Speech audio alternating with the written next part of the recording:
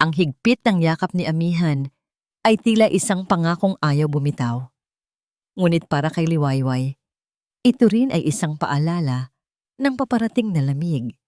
Isiniksik niya ang kanyang mukha sa dibdib ng asawa, nilala sa pangbawat segundong natitira bago siya muling iwan nito para sa isang linggong trabaho sa malayo. Mag-iingat ka dito, mahal. Huwag mong papabayaan ang sarili mo. Bulong ni Amihan, kasabay ng isang matamis na halik sa kanyang noo. Tumawag ka agad sa akin kung may kailangan ka. O kung alam mo na. Hindi na kailangang ituloy ni Amihan ang sasabihin. Alam na alam ni Liwayway kung ano ang ibig sabihin ng mga salitang yon. Isang mabilis na sulyap sa likuran ng asawa ang nagpatunay nito. Doon sa may pintuan, nakatayo ang biyena niyang si Geng Ciudad Dalisay del Rosario. Ang mga labi ay may pilit ng ngiti na hindi man lang umabot sa kanyang mga mata. Oo naman, mahal. Mag-iingat ako. Sagot ni Liwayway. Pinipilit pasiglahin ang boses. Hihintayin kita. Ilang sandali. Tuluyan nang umalis ang sasakyan ni Amihan. Pinanood ni Liwayway ang paglayo nito hanggang sa maging isang maliit na tuldok na lamang ito sa dulo ng kanilang kalsada, ang daang kaluskos ng dahon. Kasabay ng paglaho ng sasakyan ay ang paglaho rin ng init na iniwan ng yakap ng kanyang asawa. At kasabay din yon, ang unti-unting pagbagsak ng maskara sa mukha ni Gong Dalisay. Ang pilit ng ngiti ay naglaho na parang bula. Ang mga balikat na kaninay, bahagyang nakakrus, ay ngayon ay tuwid na tuwid, puno ng awtoridad.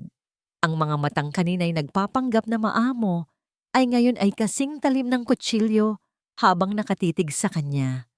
Ang init na iniwan ni Amihan ay tila hinigop ng biglaang panlalamig ng hangin sa loob ng bahay. Tapos na ang palabas, malamig na sabi ni Dalisay bago tumalikod at pumasok sa loob. Mag-impake ka na ng gamit mo, napatda si Liwayway. Ang mga salita ay tumusok sa kanyang puso, ngunit hindi na siya nagulat. Ito na ang nakasanayan niyang ritual sa tuwing umaalis si Amihan. Po? Tanong niya. Kahit alam na niya ang isasagot nito.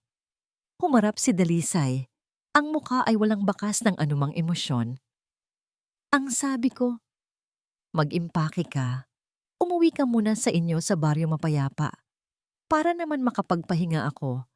Nakakasawa rin ang laging may nakabuntot sa akin dito sa bahay. Bawat salita ay parang sampal. Gusto ni Liwayway na sumagot, na ipagtanggol ang kanyang karapatan bilang asawa ni Amihan at bilang isang taong nakatira sa bahay na yon. Ngunit anong sasabihin niya? Anong laban niya sa isang babaeng perpektong nagagampanan ang papel ng isang kaawa-awang ina sa harap ng anak nito? Yumuko na lamang siya. Masusunod po, Mama. Habang inaakyat niya ang hagdanan patungo sa kanilang silid ni Amihan, narinig pa niya ang huling habol na salita ng kanyang biyenan. At huwag na huwag kang magsusumbong kay Amihan. Ayokong naiistorbo siya sa trabaho dahil lang sa mga walang kwentang drama mo. Tahimik na pumasok si Liwayway sa kwarto at isinara ang pinto. Doon, sa lugar na dapat sana'y kanlungan niya, nagsimulang mamuo ang luha sa kanyang mga mata. Binuksan niya ang aparador at kinuha ang isang maliit na bag. Habang isa-isang inilalagay ang ilang pirasong damit, ang kanyang mga kamay ay nanginginig, hindi dahil sa galit, kundi dahil sa matinding pagkadismaya. Kailan ba matatapos ito? Kailan ba siya tatanggapin ni Geng Dalisay? Ginawa na niya ang lahat, nagsilbi, nagpakumbaba, tiniis ang lahat ng masasakit na salita, ngunit lahat ay walang silbi. Para sa kanyang biyenan, siya ay isang magnanakaw na umagaw sa pinakamamahal nitong anak. Nang matapos mag-impake, umupo siya sa gilid ng kama at kinuha ang kanyang telepono. Idinayal niya ang numero ng kanyang ina. Hello, Ma, sabi niya, pinipilit na huwag mabasag ang kanyang boses. Anak, napatawag ka? Kamusta ka dyan? Umalis na ba si Amihan? Masayang bati ng kanyang ina sa kabilang linya. Opo ma, kakaalis lang po. Sagot ni Liwayway, kinakagat ang kanyang labi. Natahimik sandali ang kanyang ina, tila may naramdaman itong kakaiba. Anak, naririnig ko sa boses mo, anong ginawa na naman niya? At doon, hindi na napigilan ni Liwayway ang pag-agos ng kanyang mga luha. Humikbi siya ng tahimik, ayaw niyang marinig ni Gingator Dalisay sa baba. Mama, pinapauwi na naman po ako. Isang buntong hininga ang narinig niya mula sa kabilang linya. Isang buntong hiningang puno ng awa at pag-aalala. Sige anak, umuwi ka na dito. Nagluto ako ng paborito mong sinigang. Hintayin ka namin ha? Pagkatapos ng tawag, pinunasan ni Liwayway ang kanyang mga luha. Naglagay siya ng kaunting pulbos sa muka upang itago ang pamumula ng kanyang mga mata. Ayaw niyang bigyan ng kasiyahan si Dalisay na makita siyang talunan. Bumaba siya ng hagdan, bitbit ang kanyang bag. Naabutan niya ang kanyang biyena na nagkakape sa sala. Prenteng nakaupo na parang reyna sa kanyang trono. Hindi man lang ito lumingon nang dumaan siya. Aalis na po ako, mahinang paalam ni Liwayway. Mabuti, sagot lamang nito. Hindi inaalis ang tingin sa hawak na magasin. Nang makalabas siya ng gate at makasakay sa isang tricycle, doon lamang niya hinayaang bumagsak muli ang kanyang mga luha. Habang tumatakbo ang sasakyan palayo sa bahay ng mga Del Rosario, kasabay nito ang pagbuhos ng mahinang ambon na unti-unting lumakas. Tumingala siya sa madilim na langit. Maging ang kalangitan ay tila nakikidalamhati sa kanya. Ipinikit niya ang kanyang mga mata. Mahigpit na hinawakan ang kanyang bag. Sa loob nito, naroon ang kanyang pitaka, telepono, at ang kanyang mga damit. Ngunit may kulang. May isang bagay na napakahalaga na hindi niya nadala. Bigla siyang napamulat. Ang maliit na kahon na may lamang kwintas. Ang regalong ibinigay sa kanya ni Amihan bago ito umalis kanina. Sa sobrang pagmamadali at pagkalito, naiwan niya ito sa ibabaw ng kanilang tokador. Yun ang simbolo ng pagmamahal ng kanyang asawa, ang tanging bagay na nagbibigay sa kanya ng lakas. Hindi niya maaaring iwan yon. Bigla siyang napasigaw sa driver. Manong, para po. Nagpreno ang tricycle. Bakit ining? Nag-isip si Liwayway ng mabilis. Kung babalik siya, siguradong haharapin na naman niya ang galit ni Dalisay. Ngunit ang isiping maiiwan ang regalo ni Amihan ay mas masakit. Kailangan niyang kunin yon. Kailangan niya ng kahit isang piraso ng pagmamahal ni Amihan upang malagpasan ang gabing ito. At isang ideya ang pumasok sa kanyang isip. Isang ideyang mapangahas. Isang ideyang maaaring maging simula ng lahat. Manong, pasensya na po. Pakiikot po tayo. Babalik po tayo doon, sabi niya. Ang boses ay hindi na nanginginig. Napalitan iyon ng isang kakaibang determinasyon. Pero wag po kayong hihinto sa tapat ng gate. Sa may kanto lang po at pakihintay niyo po ako. Babalik din ako agad. Ang ulan ay tuluyan nang bumuhos ng marating ni Liwayway ang kanto, malapit sa bahay ng mga Del Rosario. Ang bawat patak na tumatama sa yero ng tricycle ay tila maliliit na yabag na kumukumpas sa mabilis na tibok ng kanyang puso. Pinara niya ang tricycle sa ilalim ng isang malaking puno ng akasya. Sapat na ang layo para hindi mapansin, ngunit sapat na rin ang lapit para mabilis na makabalik. Manong, sandali lang po talaga.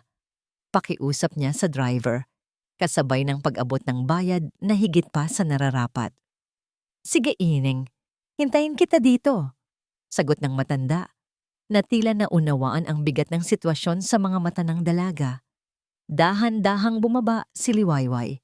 Hinubad niya ang kanyang tsinelas at hinawakan na lamang ito sa isang kamay upang maiwasan ang anumang ingay na malilikha nito.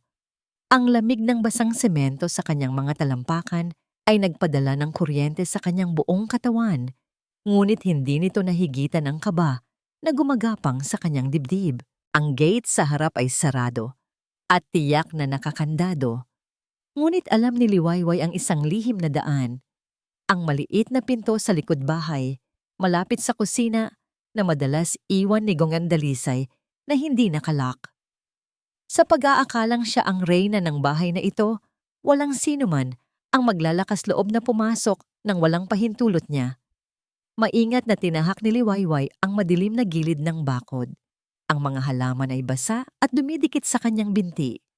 Ang tanging liwanag niya ay ang paminsan-minsang pag-ilaw ng kidlat sa kalangitan.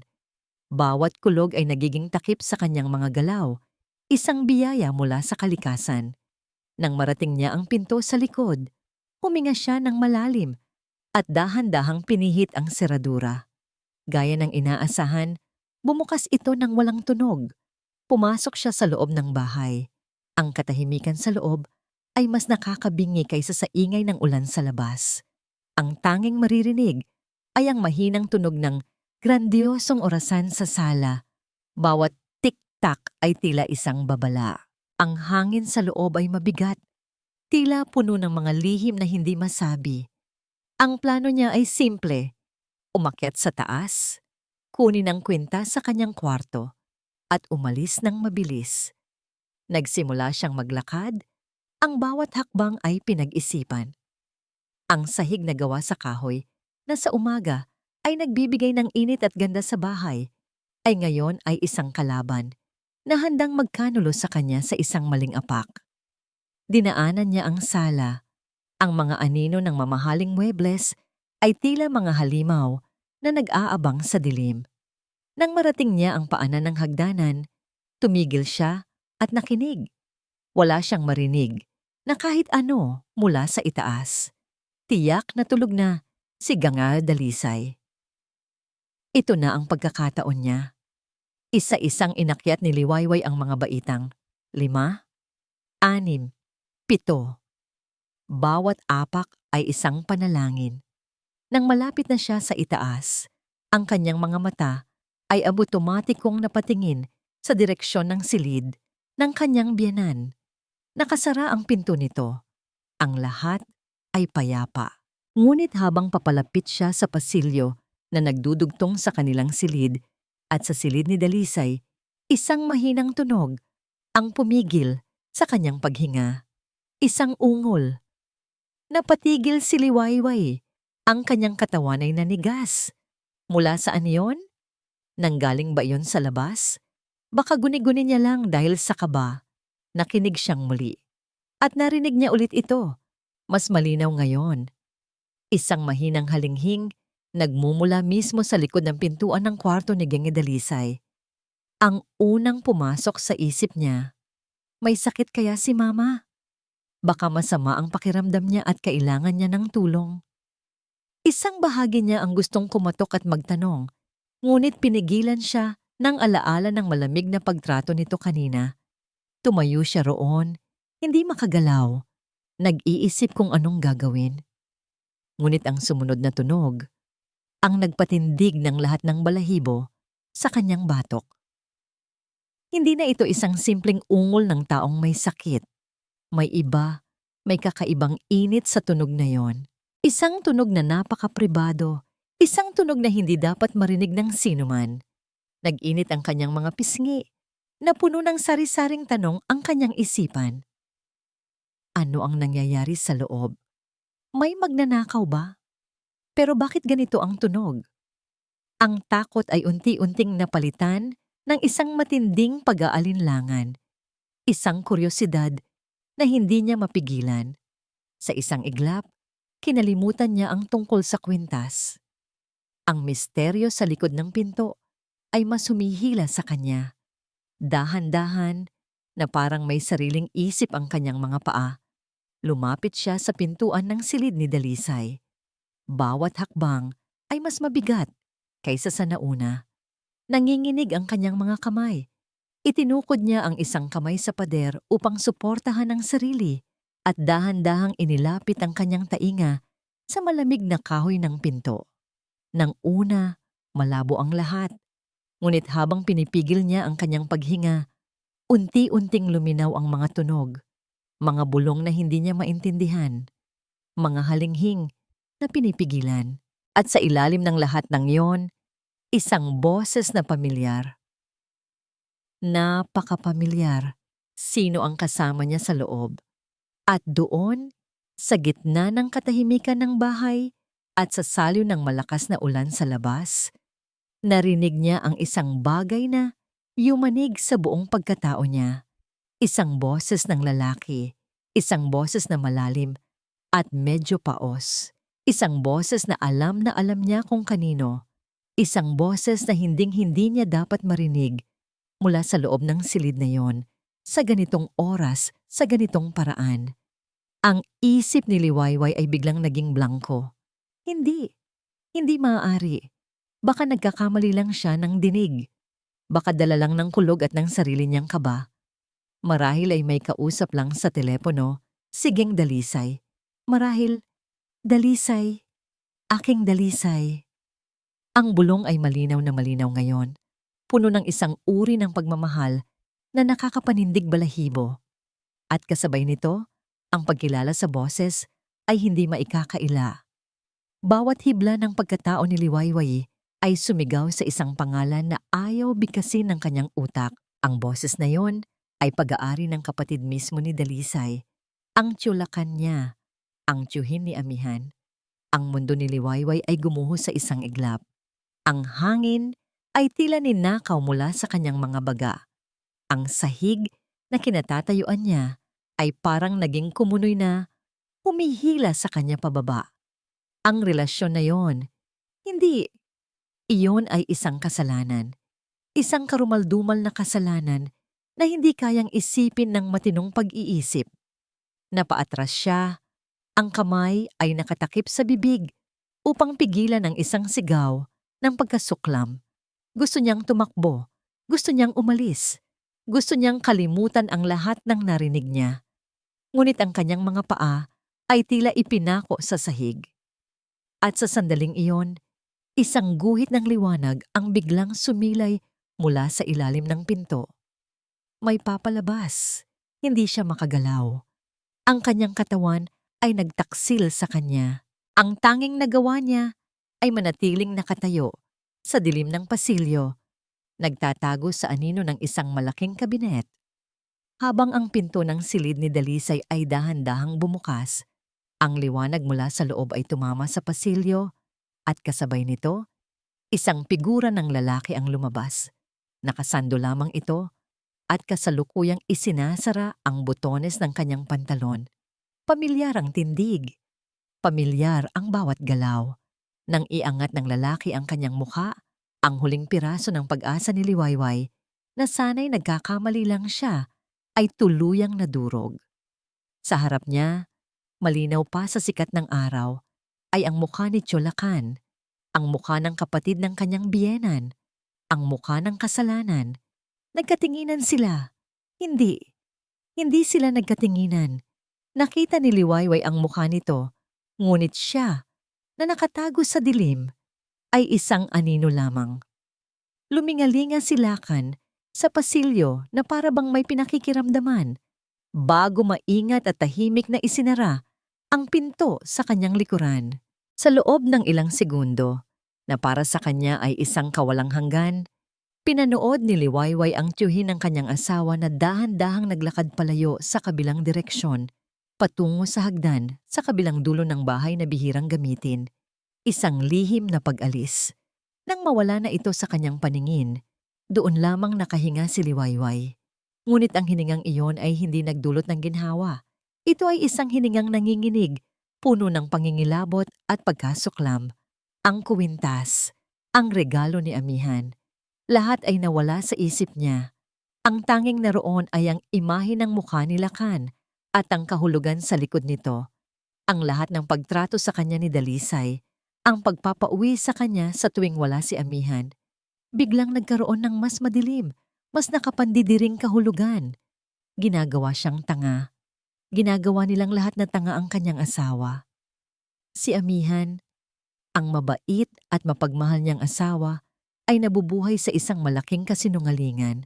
Isang malakas na puwersa ang nagtulak sa kanya para kumilos.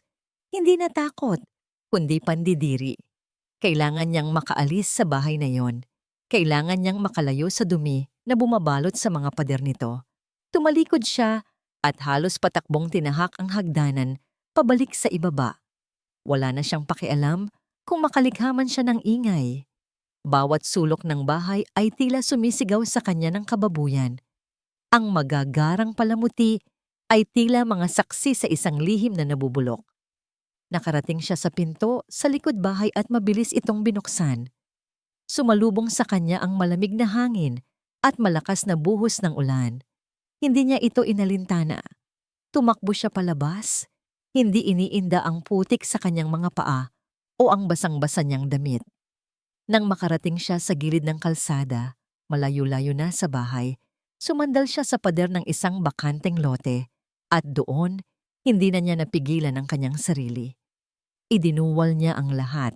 Hindi ang laman ng kanyang sikmura, kundi ang lahat ng pagkasuklam, lahat ng pangingilabot, lahat ng sakit na naramdaman niya sa nakalipas na 10 minuto.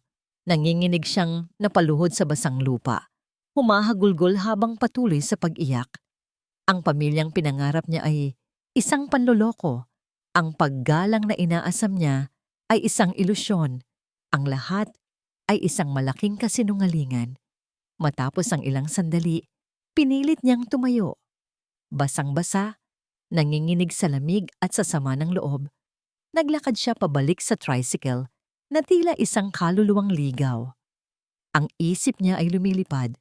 Paulit-ulit na ipinapakita ang eksena sa pasilyo. "Ineng, ayos ka lang? Basang-basa ka." Nag-aalalang tanong ng driver nang makita siya. Hindi sumagot si Liwayway. Sumakay lang siya sa loob, yumukyok sa isang sulok at niyakap ang sarili. "Manong, tara na po, uwi na tayo." Habang umaandar ang tricycle, ang telepono sa kanyang bulsa ay biglang nag-vibrate at tumunog. Nanginginig na kinuha niya ito. Sa screen, sumilay ang isang pangalan na lalong dumurog sa kanyang puso. "Amihan, mahal ko." Tumatawag. Pinindot niya ang answer button. Ang daliri ay tila walang lakas. Inilapit niya ang telepono sa kanyang tainga. "Hello, mahal. Kamusta ka na dyan? Nakauwi ka na ba sa inyo?" Ang boses ni Amihan sa kabilang linya ay masaya at puno ng pagmamahal. Isang boses na walang kamalay-malay sa halimaw na natuklasan niya. Pinilit ni Liwayway na magsalita. Pinilit niyang buuin ang kanyang boses na basag. Pinilit niyang itago ang panginginig. At sa unang pagkakataon, sa kanilang pagsasama, nagsinungaling siya sa kanyang asawa. "Oo, Ami, ayos lang ako." Ang mga salitang iyon ay umalingaw-ngaw sa isipan ni Liwayway na parang isang basag na kampana. Dalisay, aking dalisay. Ang bawat pantig ay isang patalim na bumaon ng malalim sa kanyang puso. Ito ang boses ng tiyuhin ng kanyang asawa. Ang boses ni Tio Lacan. Ang katotohanan iyon ay isang halimaw na may 1,000 mukha. At lahat ng iyon ay nakatitig sa kanya sa dilim. Gusto niyang isipin na nagkakamali siya, na baka may ibang tao sa loob. Ngunit ang boses na iyon, ang paraan ng pagbigkas nito sa pangalan ng sarili nitong kapatid, ay nag-iwan ng isang bakas ng lason na hindi na mabubura. Napaatras siya ng isang hakbang. Ang likod ay tumama sa malamig at matigas na pader ng pasilyo. Ang pagnanais na kunin ng kwintas ay ganap ng naglaho, napalitan ng isang desperadong pagnanais na maging invisible na sana'y hindi na lang siya bumalik. Subalit huli na ang lahat. Isang mahinang tunog ng pag-ikot ng seradura ang kanyang narinig. Ang pintuan ng silid ni Ging Dalisay ay dahan-dahang bumukas. Isang manipis na guhit ng liwanag ang unang lumabas. Humiwa sa kadiliman ng pasilyo na parang isang kutsilyo. Nanlaki ang mga mata ni Liwayway, ang kanyang paghinga ay napigil sa kanyang lalamunan. Ang liwanag ay unti-unting lumapad at kasabay nito ay ang paglabas ng isang anino. Isang mataas na anino ng isang lalaki. Ang anino ay naging isang buong katawan. Isang lalaking nakasando at abala sa pagsasara ng butones. ng kanyang suot na pantalon. Bawat galaw nito ay tila pinabagal ng panahon, isang eksenang paulit-ulit na umikot sa isipan ni Liwayway. Nang sa wakas ay may ayos nito ang kanyang sarili, ang lalaki ay humarap ng bahagya sa direksyon kung saan siya nagtatago. At sa sandaling iyon, ang liwanag mula sa nakabukas na pinto ay tumama ng diretso sa mukha nito. Walang duda, walang pagkakamali. Ang mukha na yon nang ngumingiti sa kanila tuwing may salo-salo ang pamilya. Ang mukha na yon na tinatawag na tiyo ng kanyang asawa. Ang mukha na yon na ngayon ay larawan ng isang kasalanang hindi masikmura. Ang mukha ni Chulacan. Tumingin ito sa kaliwat kanan ng pasilyo, isang tinging puno ng pag-iingat at pagkakasala. Ang mga mata nito ay dumaan sa madilim na sulok kung saan nakatayo si Liwayway, ngunit hindi siya nito nakita. Para kay Lacan, isa lamang siyang bahagi ng anino, isang piraso ng muebles na walang buhay. Ngunit para kay Liwayway, ang tingin na yon ay parang isang pisikal na bagay na dumaplis sa kanyang balat, nag-iwan ng maruming bakas. Pinigilan ni Liwayway ang isang hikbi. Tinakpan niya ang kanyang bibig ng 2 kamay, ang mga daliri ay mariing nakadiin sa kanyang mga labi. Ang puso niya ay dumadagundong sa kanyang dibdib. Napakalakas na akala niya'y maririnig ni Lacan. Matapos matiyak na walang tao, maingat na isinara ni Lacan ang pinto na nag-iwan lamang ng isang mahinang click. Pagkatapos ay tumalikod ito at nagsimulang maglakad palayo patungo sa kabilang hagdanan. Ang hagdanan ng mga katulong, ang daanan ng mga taong gustong umalis nang hindi napapansin. Nang mawala na ang anino ni Lacan sa dilim, doon lamang pinakawalan ni Liwayway ang hiningang kanina pa niya pinipigil. Ngunit ang paghinga ay hindi nagdulot ng ginhawa. Ito ay naging isang mahinang impit, isang tunog ng isang hayop na nasugatan ng malubha. Kailangan niyang umalis. Ngayon na. Ang bahay na ito ay hindi na isang tahanan. Ito ay isang pugad ng kasinungalingan at kababuyan. Ang bawat dingding ay tila may mga matang nanghuhusga. Ang hangin ay mabigat at puno ng amoy ng pagkakanulo. Tumalikod siya at halos madapa sa sarili niyang mga paa. Wala nang pag-iingat, wala nang pananahimik. Ang tanging nasa isip niya ay ang makalabas. Tinakbo niya ang pasilyo at bumaba ng hagdanan. Ang kanyang mga yapak ay lumilikha ng malalakas na kalabog sa kahoy na sahig. Hindi niya alintana. Hayaan mong marinig nila. Hayaan mong malaman nilang may nakakaalam ng kanilang sikreto. Nang marating niya ang pinto sa likod kusina, halos sirain niya ito sa kanyang pagmamadali. Itinulak niya ito ng malakas at sumugod palabas sa rumaragasang ulan. Ang lamig ng tubig ay isang sampal sa kanyang pisngi, ngunit ito ay isang sampal na kailangan niya upang manumbalik sa kanyang sarili.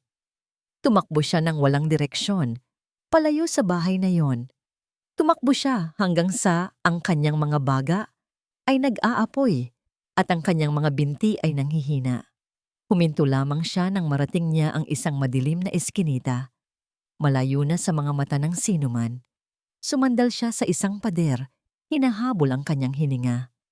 At doon, ang lahat ng kanyang pinigilan ay biglang bumulwak.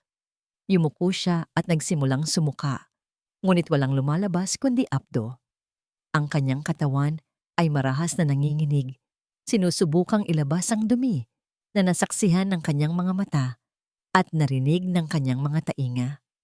Ang imahe ni Chulacan, ang halinghing ni Gang Dalisay, paulit-ulit. Nang wala nang mailabas, napaluhod na lamang siya sa basang semento. Ang mga kamay ay nakasapos sa kanyang mukha. Humagulgol siya. Isang iyak na walang tunog, isang iyak na nagmumula sa kaibuturan ng kanyang kaluluwa. Isang iyak para sa sarili niya, para sa pagiging tanga niya. Isang iyak para kay amihan na pinagtataksila ng 2 taong pinakamalapit sa kanya. Bakit hikbi niya sa hangin? Bakit? Matapos ang hindi niya malamang haba ng panahon, pinilit niyang tumayo. Ang kanyang damit ay basang-basa. Ang kanyang buhok ay nakadikit sa kanyang mukha. Ang kanyang puso ay basag na basag. Naglakad siya na parang isang zombie pabalik sa lugar kung saan naghihintay ang tricycle. Sa bawat hakbang, nararamdaman niya ang bigat ng katotohanang pasan-pasan niya ngayon. Isang katotohanang hindi niya maaaring sabihin kay amihan dahil wawasakin nito ang lalaking pinakamamahal niya. Ngunit isa ring katotohanang hindi niya kayang sarilinin. Nang sa wakas ay makarating siya sa kanyang ina, wala na siyang lakas para magpaliwanag. Nakita na lamang ng matanda ang basang-basa at miserable niyang kalagayan at agad siyang niyakap. Diyos ko anak, anong nangyari sa'yo? Hindi sumagot si Liwayway. Nagpatangay na lamang siya sa loob ng kanilang munting bahay, sa init ng yakap ng kanyang ina. Matapos siyang bihisan at painumin ng mainit na sabaw, umupo siya sa isang sulok ng kanilang sala, nakatulala sa kawalan. At sa gitna ng katahimikan ng kanyang pagdadalamhati, ang kanyang telepono ay umilaw at nag-vibrate sa ibabaw ng mesa. Kinuha niya ito. Sa screen, nakasulat ang pangalan ng kanyang asawa. Amihan mahal ko, ang pangalang dati ni Gibi. Nagbibigay sa kanya ng kilig, ay ngayon ay parang isang sundang na humihiwa sa kanyang puso. Sumagot siya. Ang kamay ay nanginginig. Hello mahal, kamusta ka na dyan? Nakauwi ka na ba sa inyo? Ang boses ni amihan ay malambing at puno ng pag-aalala. Walang kamalay-malay sa bagyong sumira sa mundo ng kanyang asawa. Huminga ng malalim si Liwayway. Tumingin siya sa kanyang ina na nag-aalalang nakamasid sa kanya. Kinagat niya ang kanyang labi hanggang sa halos magdugo ito. At sa unang pagkakataon, binuo niya ang pinakamatamis na kasinungalingan na kaya niyang likhain. Oo, Ami, kararating ko lang. Sabi niya. Ang boses ay halos pabulong, ayos lang ako. Ang mga sumunod na araw ay lumipas na parang isang masamang panaginip para kay Liwayway. Kinailangan niyang bumalik sa bahay ng mga Del Rosario bago pa man makauwi si amihan mula sa trabaho. Ang bawat hakbang pabalik sa bahay na yon ay isang parusa. Ang dating magarang tahanan ay isa na ngayong kulungan sa kanyang paningin. Ang mga pader nito ay saksi sa isang kasuklam-suklam na sikreto. Nagbago ang lahat sa kanyang paningin. Ang magandang nangiti ni General Dalisay kapag may ibang tao ay isa ng maskara ng demonyo. Ang bawat pagtawa ni Chulakan tuwing bibisita ito ay isang insulto. At ang bawat pag-aalala ni amihan sa telepono ay isang patalim na lalong humihiwa sa kanyang puso. Ang pagbabago ay hindi lamang sa kanyang paningin, kundi maging sa kanyang kilos. Hindi na siya ang dating si Liwayway na pilit nagpapapansin sa kanyang biyenan. Ngayon, iniiwasan na niya ito sa abot ng kanyang makakaya. Ang mga mata niya ay laging nakayuko. Ang mga sagot niya ay laging tipid. Madalas siyang nagkukulong sa kwarto, yakap-yakap ang unan na may amoy pa ni amihan, naghahanap ng lakas sa isang bagay na puro at totoo. At ang pagbabagong ito ay hindi nakaligtas sa matalas na mga mata ni Dalisay. Isang gabi sa hapagkainan, ang katahimikan ay halos pwedeng hiwain ng kutsilyo. Si Liwayway ay nakatitig lamang sa kanyang plato. Tinutusok-tusok ang pagkain ngunit walang ganang isubo ito. Ang bawat subo ay tila buhangin sa kanyang bibig. Paano siya makakakain sa isang lamesang minsan ay pinagsaluhan ng 2 taong nagtaksil sa kanyang asawa? May problema ba, Liwayway? Basag ni Dalisay sa katahimikan. Ang boses ay matamis ngunit may nakatagong lason. Hindi mo ba gusto ang luto ko? Baka naman mas masarap ang luto ng nanay mo? Umiling lamang si Liwayway, hindi nag-aangat ng tingin. Wala po. Busog lang po ako. Isang sarkastikong tawa ang kumawala sa mga labi ni Dalisay. Busog? O baka naman lumalaki na ang ulo mo? Baka dahil akala mo ay mahal na mahal ka ng anak ko, Pwede mo nang bastusin ang ina niya? Sa pagkakataong ito, nag-angat ng tingin si Liwayway at sa isang iglap, nagtama ang kanilang mga mata. Sa mga mata ni Liwayway, nakita ni Dalisay hindi ang dating takot, kundi isang bagay na bago, isang malamig na galit. At sa mga mata naman ni Dalisay, nakita ni Liwayway ang kumpirmasyon ng lahat ng kanyang hinala, isang titig na puno ng pagkasuklam at pagkakasala. Kinabukasan, tila mas lumala ang pagtrato ni Dalisay sa kanya. Marahil ay naramdaman nitong may alam siya. Marahil ay gusto lamang nitong ipakita kung sino ang mas makapangyarihan. Liwayway! Sigaw nito mula sa sala. Napakadumi ng buong bahay. Aabutin na tayo ng 1 taon sa alikabok. Umakyat ka sa bodega at linisin mo ang lahat ng mga lumang gamit doon. Ang bodega ay isang maliit at madilim na kwarto sa dulo ng 2 palapag. Isang lugar na halos hindi na nabubuksan. Para kay Liwayway, ang utos ay isang biyaya. Mas gugustuhin pa niyang makasama ang mga alikabok at lumang gamit kaysa makasama sa iisang silid, ang kanyang biyenan. Pumasok siya sa bodega. Dala-dala ang mga basahan at walis. Ang amoy ng alikabok at lumang papel ay sumalubong sa kanya. Sinimulan niyang maglinis, bawat punas at walis ay isang paraan upang ilabas ang galit na kinikimkim niya. Habang inaayos niya ang mga nakatambak na kahon sa isang sulok, sinubukan niyang abutin ang isang lumang maleta sa pinakatuktok. Ngunit sa kanyang pag-abot, isang maliit at mabigat na kahon ang kanyang nasagi. Nahulog ito sa sahig na may malakas na kalabog at ang takip nito ay bumukas. Nagsilabasan ang laman nito, mga luma at naninilaw na mga retrato. Napabuntong hininga si Liwayway at nagsimulang pulutin ang mga ito. Isa-isa niyang tiningnan ang mga larawan. Karamihan ay mga litrato ng isang batang amihan. Mayroon ding mga litrato ng mga magulang nito noong kanilang kabataan. Napangiti siya ng bahagya.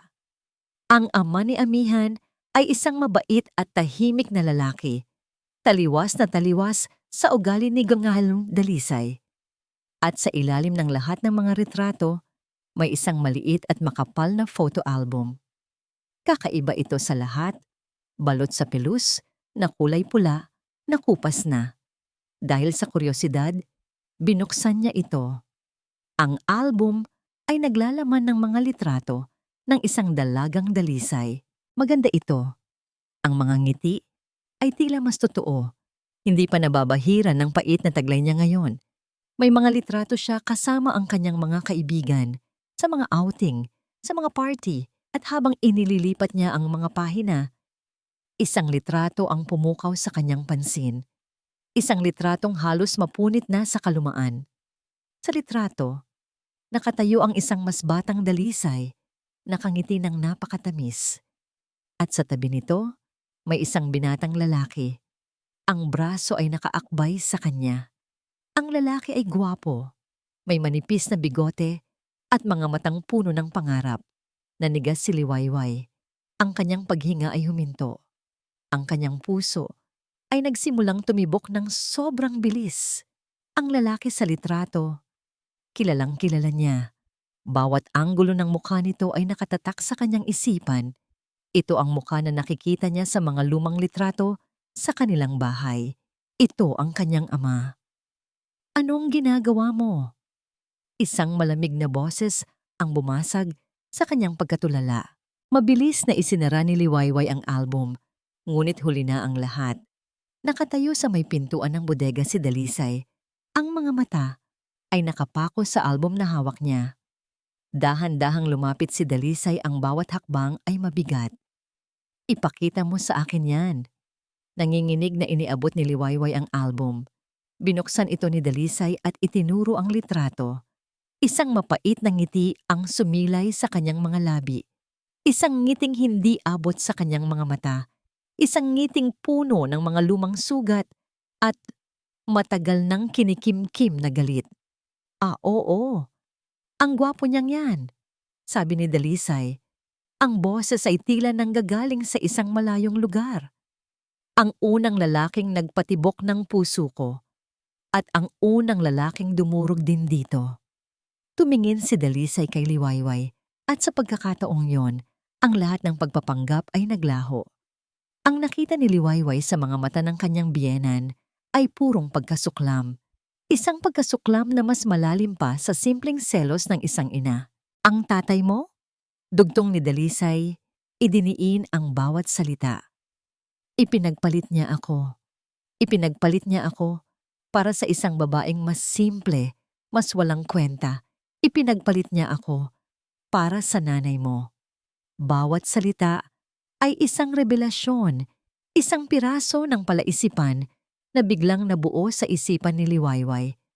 Ang lahat ng pagtrato, ang lahat ng masasakit na salita, ang pagpapauwi sa kanya. Hindi lang ito dahil sa selos kay amihan. Ito ay isang paghihiganti. Isang paghihiganti sa isang kasalanang hindi naman siya ang gumawa. Kaya pala, bulong ni Liwayway, ang boses ay halos hindi marinig. Kaya pala ganyan na lang ang galit niyo sa akin. Isang malakas na tawa, walang kagalakan, ang kumawala kay Dalisay. Galit? Hindi, Liwayway.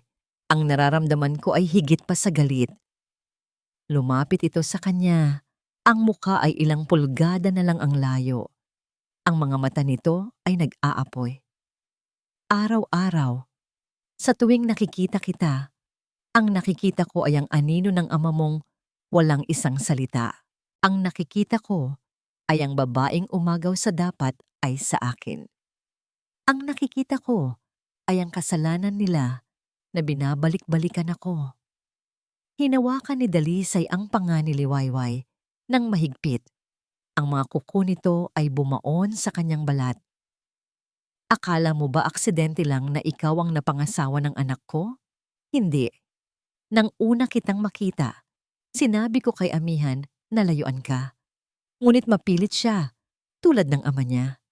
Kaya hinayaan ko. Hinayaan ko dahil alam ko na ito ang magiging perpektong pagkakataon ko. Anong ibig niyong sabihin? Nanginginig na tanong ni Liwayway. Ang ibig kong sabihin, Dalisay hissed, ay sisiguraduhin kong mararamdaman mo ang bawat sakit na naramdaman ko noon. Sisiguraduhin kong magbabayad ka sa kasalanan ng mga magulang mo. Bawat araw na nasa pamamahay na ito, ipapaalala ko sa iyo na hindi ka karapat-dapat, na isa ka lamang anino ng isang pagkakamali. Binitawan ni Dalisay ang kanyang panganang marahas. Napahawak si Liwayway sa kanyang pisngi, ramdam ang sakit at ang mas malalim na kirot sa kanyang puso. Ang katotohanan ito, ang sikretong ito, ay mas masakit pa kaysa sa nasaksihan niya sa pasilyo. Dahil ang sikretong yon ay tungkol kay Dalisay at Lakan. Ngunit ang katotohanan ito ay tungkol sa kanya, ang buong pagkatao niya. Ang pagmamahal sa kanya ni amihan, lahat ay naging bahagi ng isang madilim na plano ng paghihiganti. Humarap si Liwayway. Ang luha ay nagsisimula nang mamuo sa kanyang mga mata, ngunit pinigilan niya ito. Ang pagkaawa sa sarili ay biglang napalitan ng isang damdaming hindi pa niya naramdaman dati, isang nag-aapoy na galit.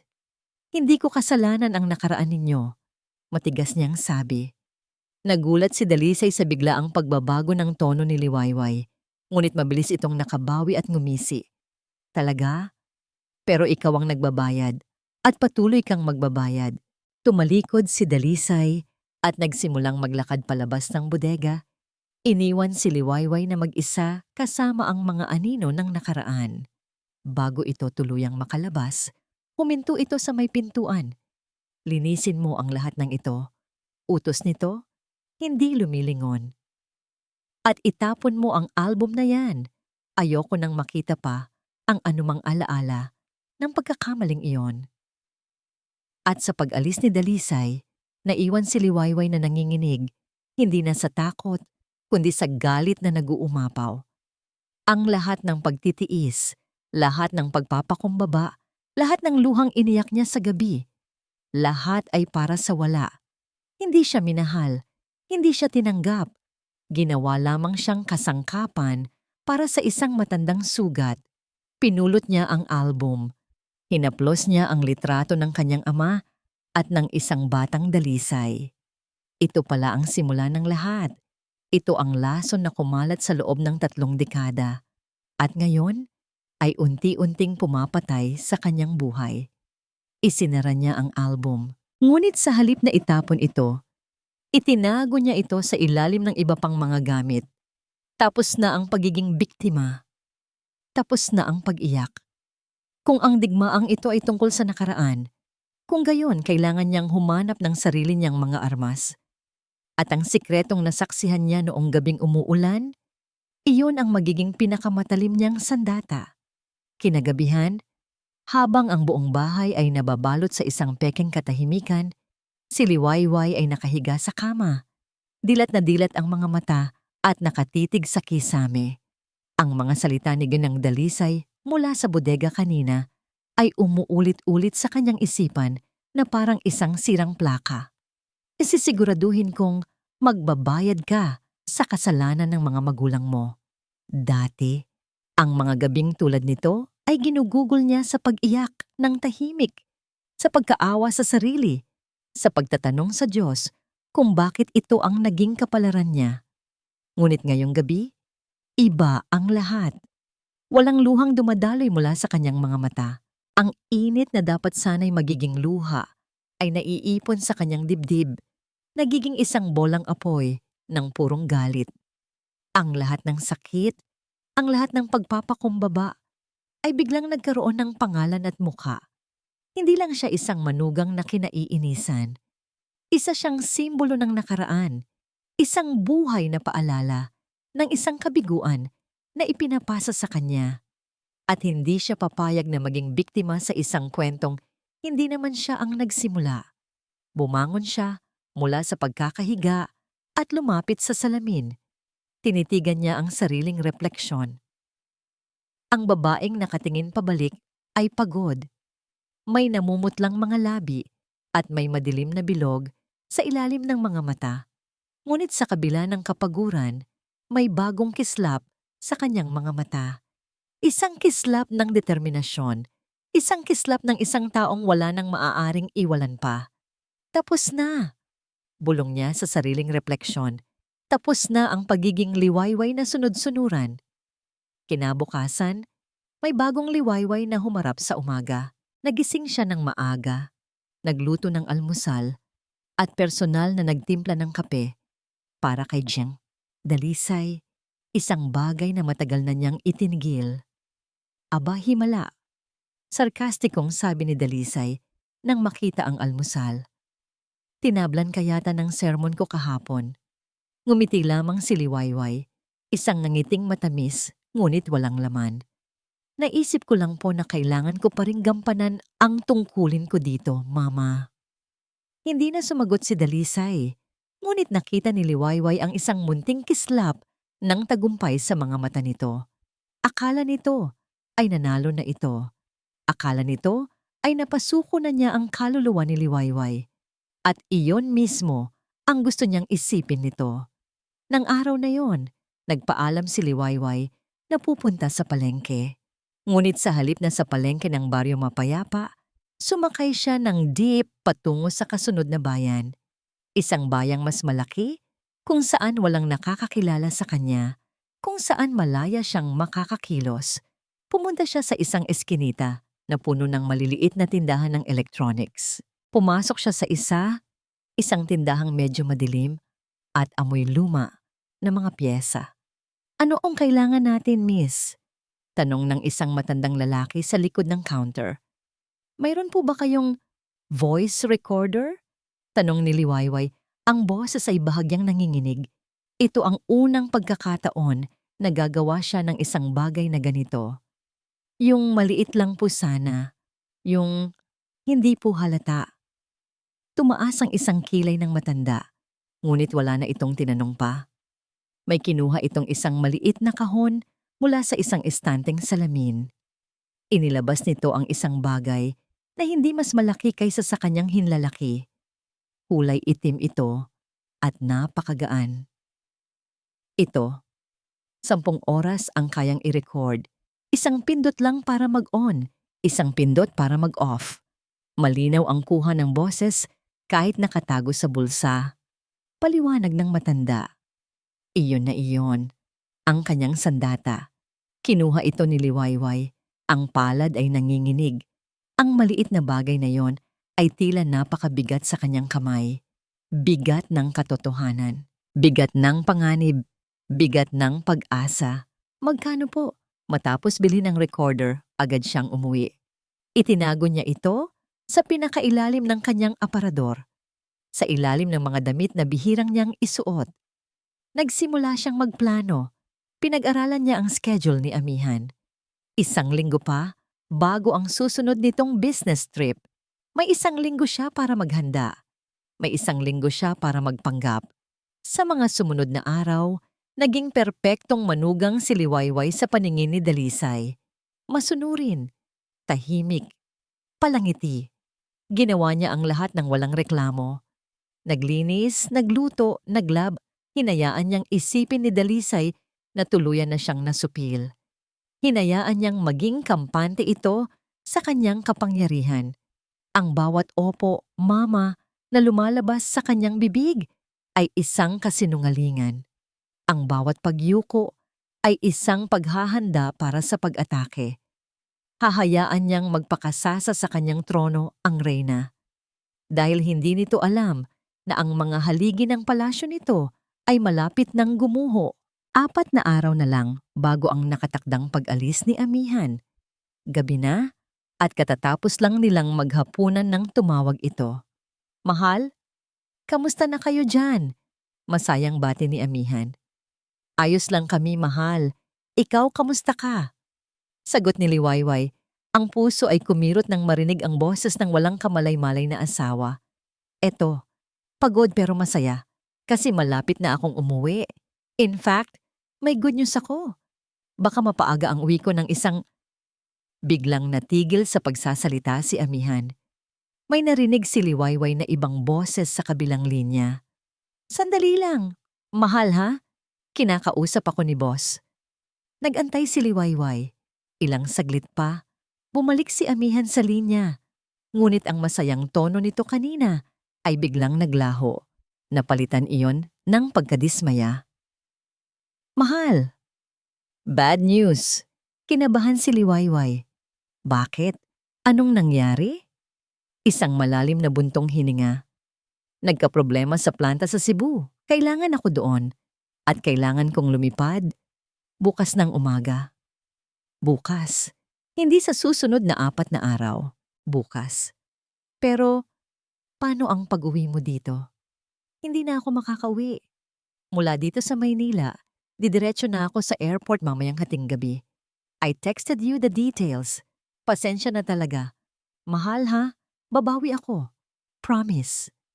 Pagkatapos ng tawag, napaupo si Liwayway sa gilid ng kama. Ang kanyang maingat na inihandang plano ay biglang nagkawatak-watak. Ang 1 linggong paghahanda ay naging ilang oras na lamang. Hindi pa siya handa. Ang kanyang loob ay hindi pa buo. Ngunit wala na siyang pagpipilian.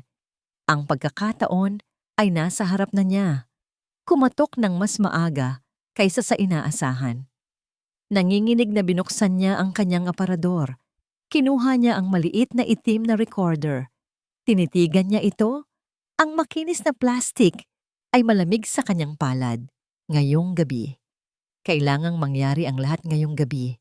Ang ritual ay pamilyar, ngunit sa gabing ito, bawat galaw ay may mas malalim na kahulugan. Sa pag-alis ni Amihan, sa pagkakataong ito, ay hindi man lang nakauwi. Dumiretso na sa airport mula sa Maynila. Ang maskara ni Gangaras Dalisay ay muling bumagsak. Alam mo na ang gagawin mo, sabi nito kay Liwayway. Hindi man lang siya tinitingnan habang nag-aayos ng mga halaman sa sala. Gusto kong maging tahimik ang bahay na ito. Tumango si Liwayway. Ang puso ay dumadagundong sa kanyang dibdib. Opo, Mama. Mag-iimpake na po ako. Ngunit sa pagkakataong ito, ang kanyang pag-alis ay hindi isang pagkatalo. Ito ay isang estratehiya. Dala ang kanyang maliit na bag, nagpaalam siya at lumabas ng bahay. Ngunit sa halip na mag-abang ng tricycle, sa tapat ng gate, naglakad siya hanggang sa kanto, sa ilalim ng puno ng akasya kung saan walang ilaw. Nagtago siya sa dilim. Ang mga mata ay nakatutok sa bahay na tila isang mangangasong nag-aabang sa kanyang biktima. Ang bawat minuto ay tila isang oras. Ang tunog ng mga kuliglig ay nakakabingi. Ang ihip ng hangin ay tila bumubulong ng mga babala. Ngunit hindi natinag si Liwayway. Sa kanyang bulsa, ang maliit na voice recorder ay tila isang anting-anting na nagbibigay sa kanya ng tapang. Matapos ang halos isang oras, isang pamilyar na kotse ang huminto sa tapat ng bahay. Walang iba kundi ang kotse ni Cholakan. Maingat itong lumingon sa paligid bago mabilis na pumasok sa loob ng gate na bahagyang binuksan para sa kanya. Ito na. Huminga ng malalim si Liwayway. Pinindot niya ang maliit na butones sa gilid ng mga recorder. Isang munting pulang ilaw ang umilaw sandali bago namatay. Isang senyales na ito'y gumagana. Inilagay niya ito sa bulsa ng kanyang pantalon at nagsimulang maglakad pabalik. Tulad ng dati, ang pinto sa likod bahay ang kanyang lihim na daan. Sa kanyang pagpasok, ang katahimikan ng bahay ay mas nakakakilabot. Ngayon, alam na niya kung anong karumaldumal na sikreto ang itinatago ng katahimikang yon. Nakinig siya. Mula sa itaas, sa direksyon ng silid ni Dalisay, naririnig niya ang mahihinang tunog. Isang telebisyon, at paminsan-minsan ay dalawang boses na nag-uusap. Perpekto. Dahan-dahan siyang umakyat ng hagdan. Bawat hakbang ay maingat. Ang bigat ng katawan ay inililipat ng paunti-unti upang maiwasan ang anumang pag-ik-ik ng kahoy. Nang marating niya ang ikalawang palapag, gumapang siya sa sahig, papalapit sa pasilyo.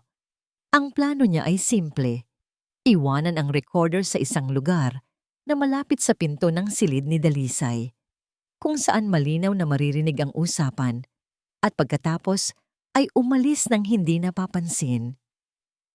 May isang malaking paso ng halaman sa gilid ng pasilyo. Ilang talampakan lamang mula sa pinto ni Dalisay. Ito ang perpektong taguan. Gumapang siya papalapit dito. Ang bawat galaw ay pinipigilan ng paghinga. Nang malapit na siya, dahan-dahan niyang kinuha ang recorder mula sa kanyang bulsa. Iuunat na sana niya ang kanyang kamay upang ilagay ito sa likod ng paso nang biglang bumukas ang pinto ng kwarto ni Amihan at Liwayway. Hindi ang pinto ng silid ni Dalisay, ang pinto ng sarili nilang kwarto. At mula doon, lumabas si Cholakan. Nanigas si Liwayway sa kanyang kinapupwestuhan, nakaluhod sa sahig. Ang katawan ay kalahating nakatago sa anino ng paso. Ang kanyang puso ay tila tumigil sa pagtibok. Hindi ito ang inaasahan niya. Bakit siya nandoon sa kanilang kwarto? Naglakad si Lakan sa pasilyo, patungo sa direksyon ng silid ni Dalisay. Hindi siya nito napansin dahil ang atensyon nito ay nasa cellphone na hawak. Nagkaroon ng pagkakataon si Liwayway. Habang nakatalikod si Lakan, mabilis ngunit walang ingay na inilagay niya ang recorder sa likod ng paso, sa ilalim ng malalapad na dahon ng halaman. Tagumpay. Ngayon, kailangan na lang niyang makaalis. Ngunit nang akmang aatras na siya, isang malakas na tunog ng pagbagsak ang umalingaw-ngaw mula sa ibaba. Tila isang plorera ang nabasag. Mula sa loob ng silid ni Dalisay, narinig niya ang boses nito. Lakan, ano yon? Hindi ko alam. Tingnan ko.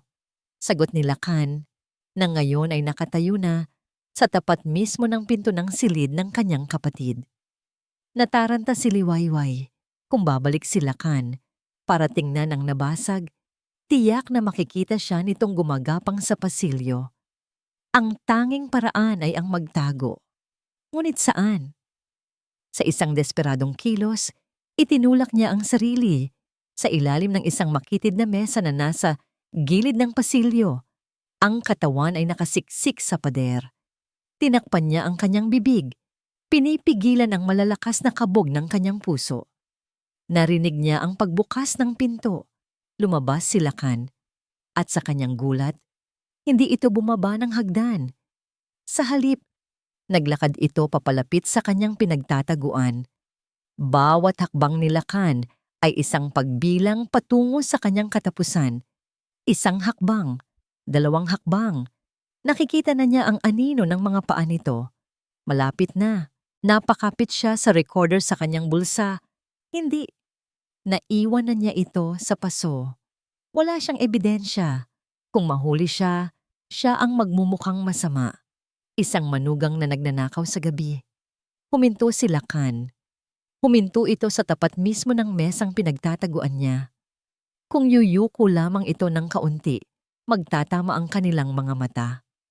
Ipinikit ni Liwayway ang kanyang mga mata, naghihintay sa sigaw, naghihintay sa pagkahuli. Ngunit walang sigaw na dumating. Sa halip, narinig niya ang boses nito. Wala namang tao, baka pusa lang.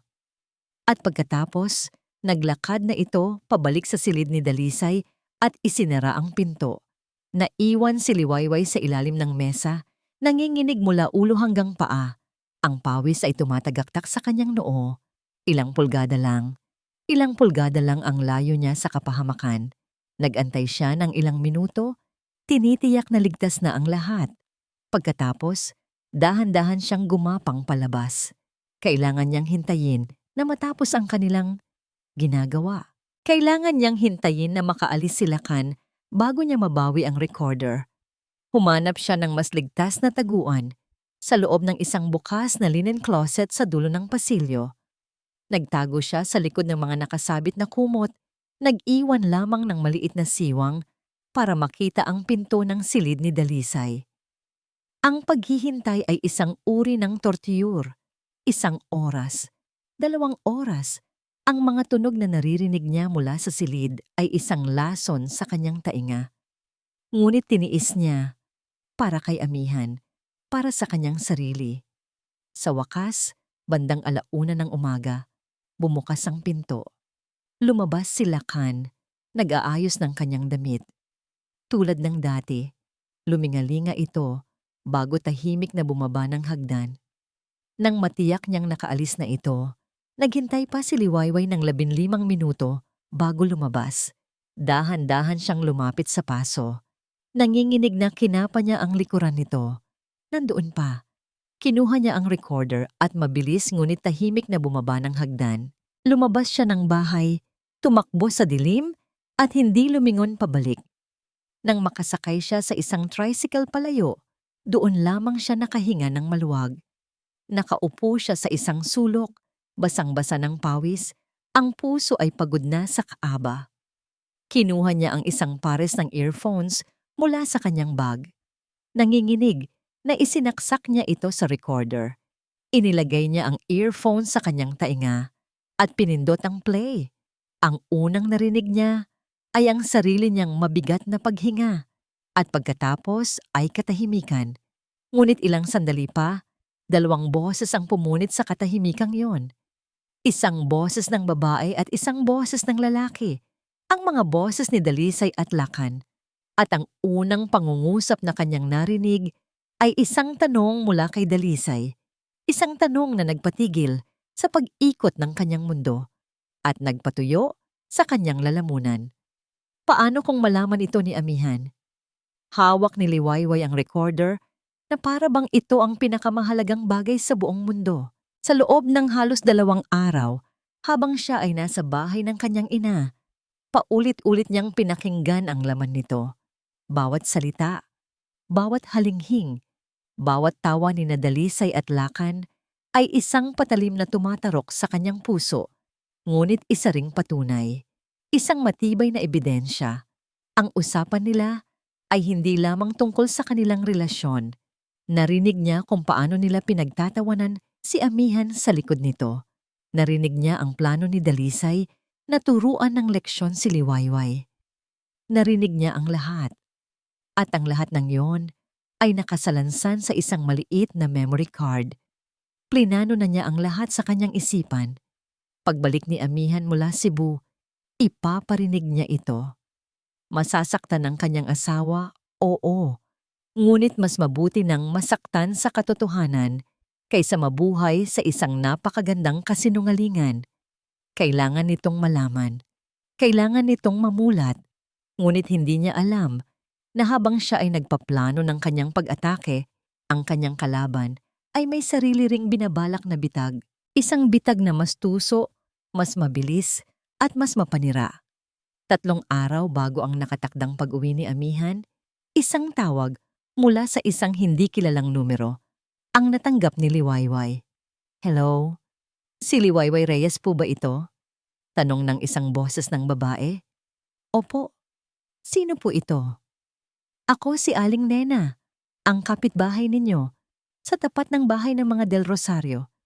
Ineng, pasensya na sa abala, pero may kailangan kang malaman. Kanina pa kasi may mga pulis sa bahay ninyo. Mukhang may malaking problema.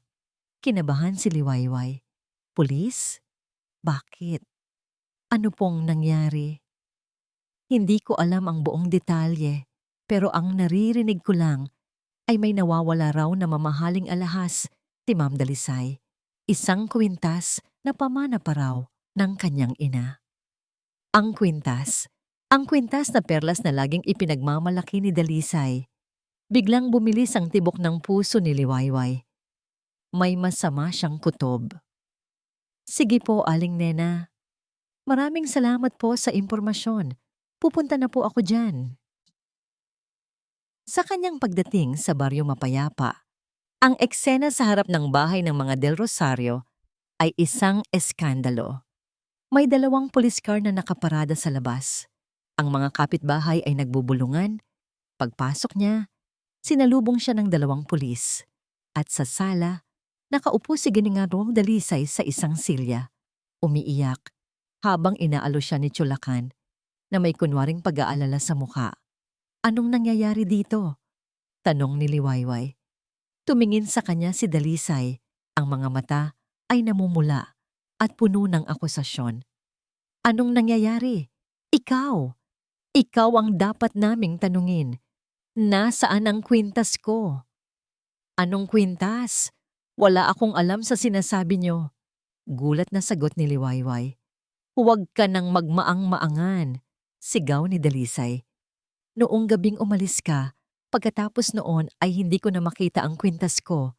Ikaw lang ang huling taong pumasok sa kwarto ko para maglinis bago ka umalis. Ikaw ang kumuha. Hindi totoo yan. Sir, baling ni Dalisay sa isang pulis. Mayroon kaming CCTV camera sa bahay. Hindi ito gumagana sa pasilyo, pero meron sa sala at sa may hagdanan. Pakicheck niyo po ang footage noong gabing yon. Isang pulis ang naglabas ng laptop at isinaksak ang isang USB. Ilang sandali pa, ipinakita nito ang video.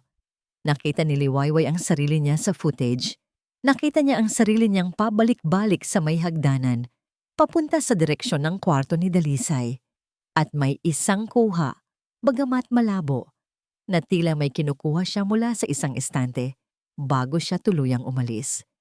Ano to, Mrs. Del Rosario? Tanong ng pulis kay Liwayway. Hindi yan totoo. Edited yan, wala akong kinuha. Desperadong paliwanag ni Liwayway. Ngunit paano niya ipapaliwanag ang kanyang presensya doon sa gabing iyon? Sasabihin ba niyang bumalik siya para maglagay ng voice recorder? Sino ang maniniwala sa kanya? Gineng Reyes, mas mabuti kung sa presinto na lang tayo mag-usap, sabi ng pulis. Ngunit bago pa man siya madala ng mga pulis, isang boses ang pumigil sa lahat. Anong kaguluhan ito? Lahat ay napalingon. Nakatayo sa may pintuan si Amihan. Kakadating lang niya, dala-dala ang kanyang maleta. Ang kanyang mukha ay puno ng pagod mula sa biyahe, ngunit ngayon ay napalitan iyon ng pagkalito at pag-aalala. Amihan, anak, Sigaw ni Dalisay. Tumakbo ito palapit sa anak at yumakap ng mahigpit, humahagulgol. Anak, mabuti na lang at dumating ka. Ninakawan tayo. Ang asawa mo. Ninakawan niya ako. Tumingin si Amihan mula sa kanyang ina patungo kay Liwayway na ngayon ay napapaligiran ng mga pulis. Ang kanyang mga mata ay puno ng hindi makapaniwalang tanong. Liway, anong ibig sabihin nito? Sa mga sumunod na oras, ang sala ng mga Del Rosario ay naging isang korte. Inilahad ni Dalisay ang kanyang panig, puno ng luha at pagdadalamhati. Ipinakita ang CCTV footage. Nagbigay ng testimonya si Chulacan na napansin daw nitong kakaiba ang ikinikilos ni Liwayway nitong mga nakaraang araw. Lahat ay perpektong nakahanay. Isang perpektong bitag. Nang si Liwayway na ang magpapaliwanag, ang kanyang mga salita ay tila walang bigat. Amihan, maniwala ka sa akin. Isang patibong to. May dahilan kung bakit ako nandoon nung gabing yun. Sabi niya, ang mga mata ay nagmamakaawa. Anong dahilan? Malamig na tanong ni Amihan. Ang puso ay nadudurog sa pagitan ng ina at ng asawa. Nag-atubili si Liwayway. Sasabihin na ba niya? Dito, sa harap ng lahat? Hindi. Hindi ganito ang plano niya. Ngunit wala na siyang pagpipilian. Dahil may nalaman ako tungkol sa mama mo at kay Chulacan. Isang nakakabinging katahimikan ang bumalot sa silid. Si Dalisay ay napahawak sa kanyang dibdib na parang inaatake sa puso. Si Lacan ay nanlaki ang mga mata sa gulat at galit. Walang hiya ka, sigaw ni Dalisay. Hindi ka na nakontento sa pagnanakaw. Gagawa ka pa ng kasinungalingan para siraan kami ng kapatid ko? Amihan, anak, huwag kang maniwala dyan. Tumingin si Amihan kay Liwayway. Ang kanyang mukha ay isang maskara ng sakit at pagkadismaya. Ang akusasyon ni Liwayway ay napakabigat, napakarumi, na tila mas madali pang paniwalaan na ito'y isang magnanakaw. Ang kanyang ina, ang kanyang huwaran, ang kanyang tiyuhin, na parang pangalawang ama na sa kanya, laban sa kanyang asawa na may kahina-hinalang ebidensya laban dito. Liway, ano bang sinasabi mo? Nanginginig na sabi ni Amihan. Paano mo nagagawang mag-isip ng ganyang kababuyan tungkol sa sarili kong ina? Pero totoo, Amihan, may ebidensya ako, sabi ni Liwayway, at sa isang desperadong kilos, kinuha niya ang recorder mula sa kanyang bag. Narito, pakinggan mo. Ngunit bago pa man niya ito mapindot, isang malakas na sampal ang dumapo sa kanyang pisngi. Hindi si Dalisay ang sumampal, kundi si Amihan. Natulala si Liwayway, ang kamay ay nakahawak sa kanyang namumulang pisngi. Ang sakit ng sampal ay walang-wala, kumpara sa sakit ng pagtatakwil sa mga mata ng kanyang asawa. Tama na, sabi ni Amihan. Ang boses ay basag at puno ng galit. Hindi ko akalain na ganito kang klase ng tao, Liway. Para lang makatakas sa kasalanan mo, sisirain mo ang buong pamilya ko. Humarap siya sa mga pulis. Mga sir, pakawalan niyo na po siya. Hindi na po kami magsasampa ng kaso. Ayoko na po ng gulo. Pagkatapos ay tumingin siyang muli kay Liwayway. Ang kanyang mga mata ay kasing lamig ng yelo. Umalis ka muna. Umalis ka sa bahay na ito. Ang mga salitang iyo-iyon ay ang huling pako sa kanyang ataul. Itinaboy, itinakwil, hinusgahan ng walang kalaban-laban. Dahan-dahang tumayo si Liwayway, ang bawat galaw ay mabigat. Walang luhang lumabas sa kanyang mga mata. Tila naubos na ang lahat ng kanyang luha. Tinitigan niya ang lahat ng tao sa silid. Ang nagtatagumpay ng ngisi sa likod ng mga luha ni Dalisay, ang galit sa mga mata ni Lacan, at ang basag na puso at pagtatakwil sa mukha ng lalaking pinangakuan niyang mamahalin habang buhay. Tumalikod siya at nagsimulang maglakad palabas, hawak-hawak pa rin ang voice recorder. Habang binubuksan niya ang pinto, isang malakas na kulog ang yumanig sa kalangitan. Nagsimulang bumuhos ang ulan. Tumingala siya sa madilim na langit bago tuluyang humakbang palabas sa lamig.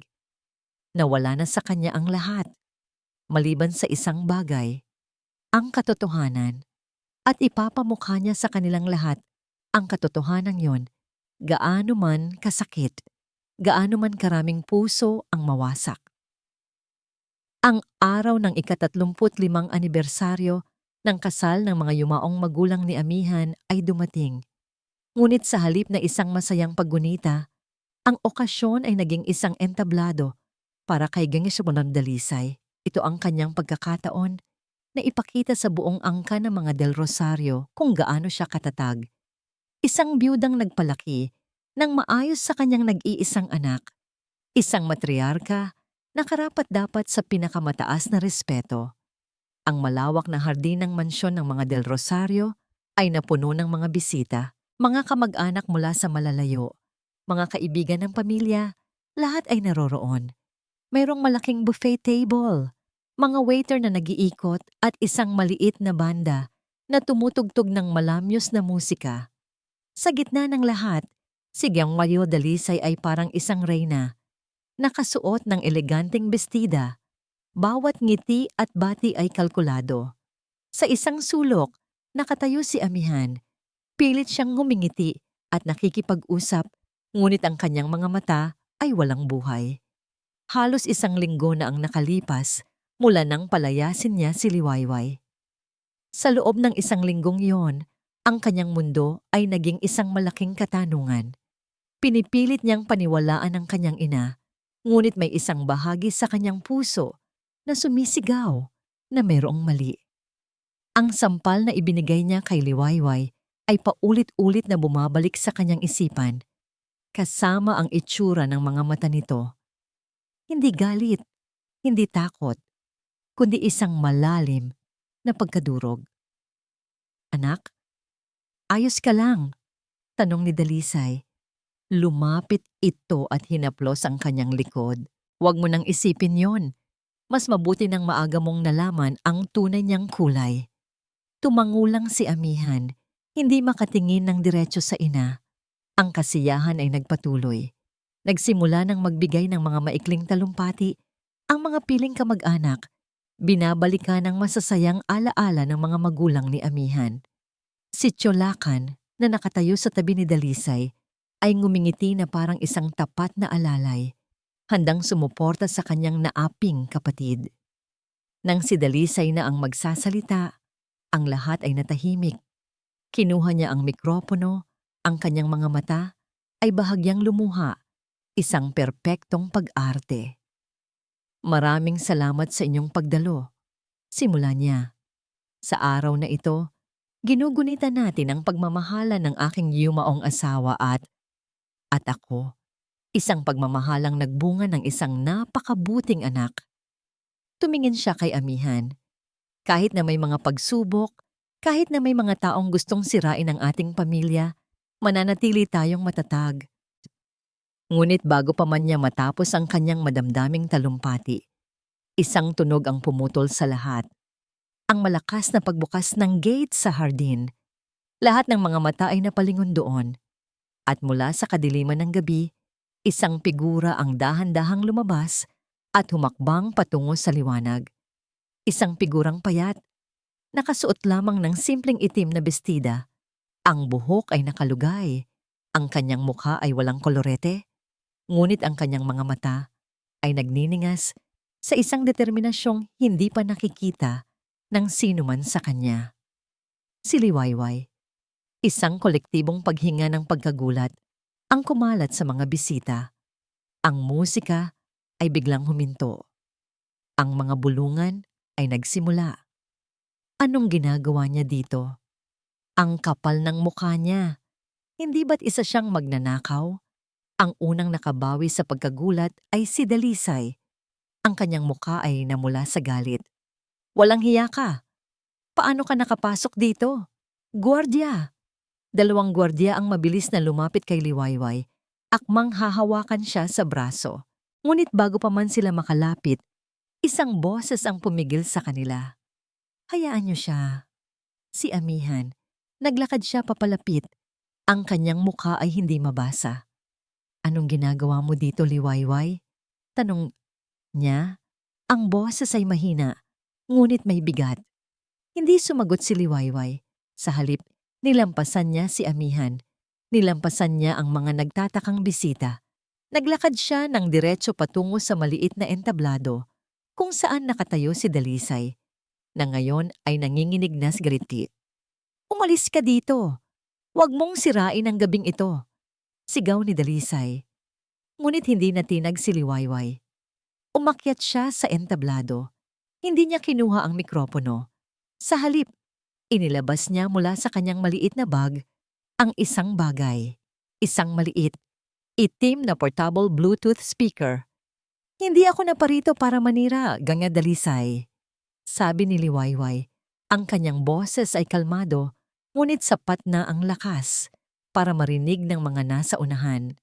"Naparito ako para magsauli." "Wala kang dapat isauli dito, magnanakaw," ganti ni Lakan, na ngayon ay nakatayo na sa pagitan ni Liwayway at Dalisay na tila isang tagapagtanggol. "Hindi po alahas ang isa sa uli ko," sabi ni Liwayway. Ang mga mata ay nakatitig ng diretso kay Amihan, nang ngayon ay nakatayo sa paanan ng entablado. Gulong-gulo. "Ang isa sa uli ko ay ang katotohanan." At sa isang mabilis na kilos, pinuksan niya ang speaker. Ikinonekta niya ang kanyang telepono at pinindot ang play. Sa unang segundo, katahimikan. Ngunit pagkatapos, isang tunog ang pumuno sa hardin.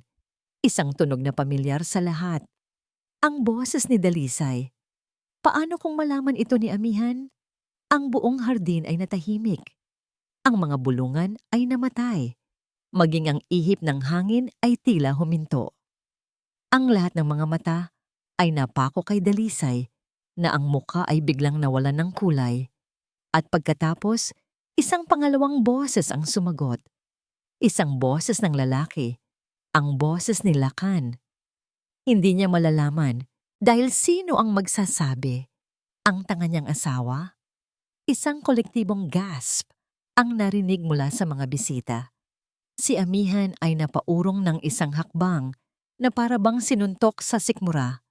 Ang kanyang mga mata ay nanlalaki, hindi makapaniwala sa kanyang naririnig. Tumingin si Liwayway sa paligid. Nakita niya ang pagkalito, ang gulat, ang dahan-dahang pagkamuhi sa mga mukha ng mga kamag-anak nila.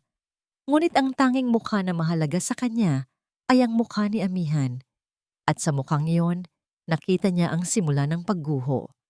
Ang recording ay nagpatuloy. Isinisiwalat ang bawat maruming salita, ang bawat lihim na plano, ang bawat tawa ng pagkakanulo. Ang perpektong imahe ng pamilya Del Rosario ay nagsimulang magkabitak-bitak sa harap mismo ng lahat ng kanilang angkan. Ito na ang simula ng pagbagsak.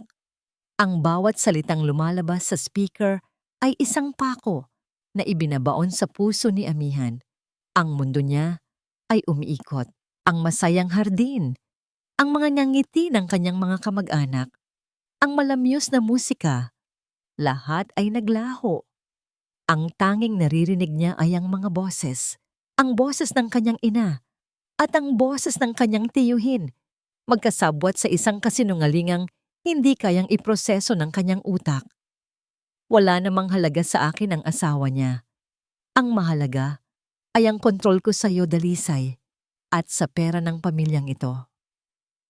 Ang boses ni Cholakan, ang tiyuhin na nagturo sa kanya kung paano magbisikleta, ang tiyuhin na lagi niyang tinatakbuhan para humingi ng pamda. Ang boses na yon na dating nagbibigay sa kanya ng kapanatagan ay ngayon ay boses ng isang ahas. Tumingin siya sa entablado. Nakita niya ang kanyang Cholakan, ang muka ay putlang-putla, ang mga mata ay galit na nakatitig kay Liwayway na parang gustong pumatay, ngunit wala na itong magawa. Nahuli na sila. "Hayaan mo na. Magaling akong umarte, Lakan. Maniniwala sa akin si Amihan. Kahit anong sabihin ko, maniniwala ang anak ko. Dahil ako, ang ina niya." Ang boses ng kanyang ina, ang babaeng itinuring niyang santo, ang babaeng pinaniniwalaan niya nang walang pag-aalinlangan, ang babaeng sinuportahan niya laban sa sarili niyang asawa. Ang sakit ay hindi mailarawan. Ito ay parang lason na gumagapang sa bawat ugat niya. Sinusunog ang lahat ng masasayang alaala. Dinudumihan ang lahat ng pinaniniwalaan niya. Ang pagmamahal niya sa ina ay biglang naging isang napakalaking kabalintunaan. Ang mga bulungan ng mga bisita ay unti-unting lumalakas. Ang dating paghanga sa kanilang mga mukha ay napalitan ng pagkasuklam. Ang mga pinsan niya, ang mga tiyahin niya, lahat sila ay nakatingin sa kanyang ina at tiyuhin na para bang mga kriminal. Patayin mo yan! Patayin mo yang speaker na yan! Narinig niyang sigaw ng kanyang ina. Sinusubukang agawin ang speaker mula kay Liwayway. Ngunit si Liwayway ay hindi gumalaw. Nakatayo lang ito roon, matatag na parang isang bato. Ang mga mata ay nakapako sa kanya. Sa mga mata ni Liwayway, walang nakita si Amihan na pagtatagumpay. Walang saya ng pananalo. Ang nakita niya ay isang malalim na kalungkutan, isang pagod na kaluluwa. At sa ilalim ng lahat ng iyon, isang bakas ng pagmamahal na nasayang. At sa sandaling iyon, lahat ay luminaw. Ang pag-uwi ni Liwayway sa tuwing siya'y wala. Ang mga luha nitong pilit itinatago. Ang mga salitang ayos lang ako na laging may kasamang panginginig. Ang akusasyon ng pagnanakaw. Ang lahat ng ito ay bahagi ng isang masalimuot na dula. At siya, sa kanyang pagiging bulag, ay naging isa sa mga pangunahing tauhan na nagdiin sa nag-iisang biktima. Ang sampal. Naalala niya ang sampal. Parang naramdaman niya ulit ang sakit niyon sa sarili niyang palad, kasabay ng pagsaksak sa kanyang konsensya. Hindi totoo yan. Narinig niyang bulong ng kanyang ina na ngayon ay napaluhod na sa entablado. Ang perpektong ayos ay nagulo na. Mga kasinungalingan, gawa-gawa lang niya yan. Ngunit wala nang naniwala. Ang tunog ng katotohanan ay hindi maikakaila. Ang recording ay natapos. At ang katahimikan na sumunod ay mas mabigat, mas nakakabingi kaysa sa anumang ingay. At sa katahimikang yon, nagsimula ang kaguluhan.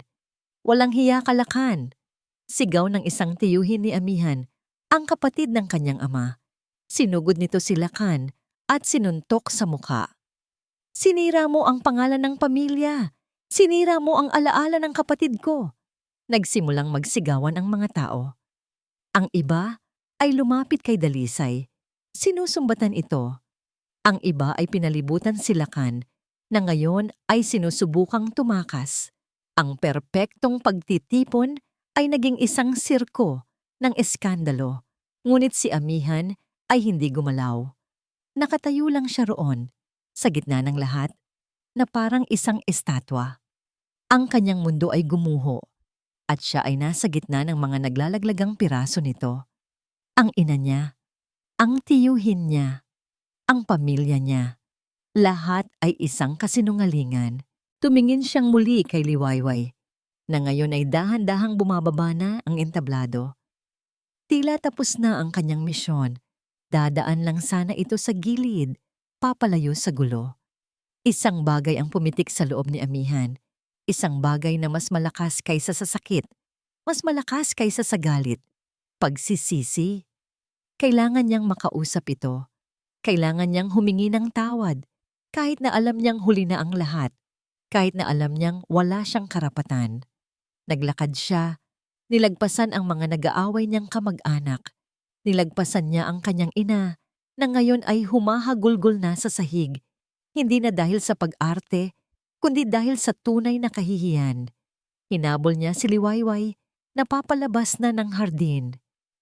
Liway! Tawag niya. Huminto ito, ngunit hindi lumingon. Liway! Sandali! Sabi niya.